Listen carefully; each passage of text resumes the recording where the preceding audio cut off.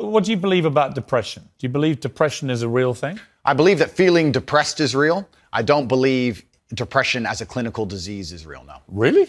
Correct. You don't believe people can be clinically depressed? I think PTSD is very real. Unfortunately, I have some friends who suffer from that. I know that feeling depressed is real.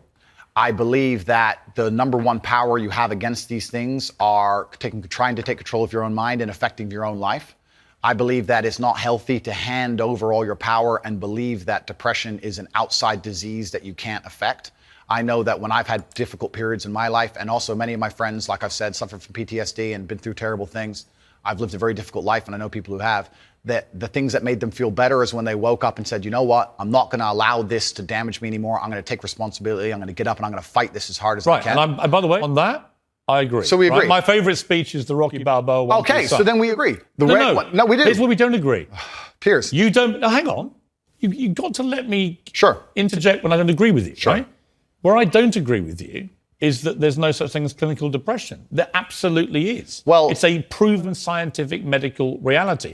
There's a different argument about have we gone a bit too soft, right, in schools and all the rest of it. Absolutely. Yeah. Do I think some people moan and whine too much about their lot in life? Definitely. Okay. Are we a victimhood society? 100%. Okay. Is there such a thing as clinical depression? Absolutely. And my argument is that if you actually bracket everybody who's not clinically depressed and doesn't have the genuine medical condition, then actually if millions of people are deemed to have depression, the ones who really need the help don't get it. Well, that's my point. Well, that I would agree with. You're right. I think it's certainly an overused term. But you don't accept there is such a thing as clinical depression. No, I don't. And that to me is a damaging view. Okay. Well, let me explain why.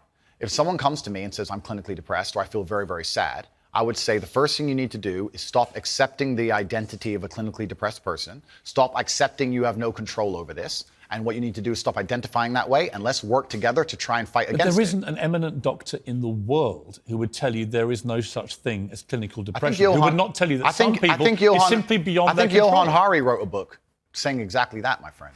He's not an eminent doctor. No, but he's a journalist. I said depression wasn't real long ago and was attacked for it. Then Johann Hari wrote a book which What's actually... What's it got to do with Johann Hari? Because he wrote a book proving me right.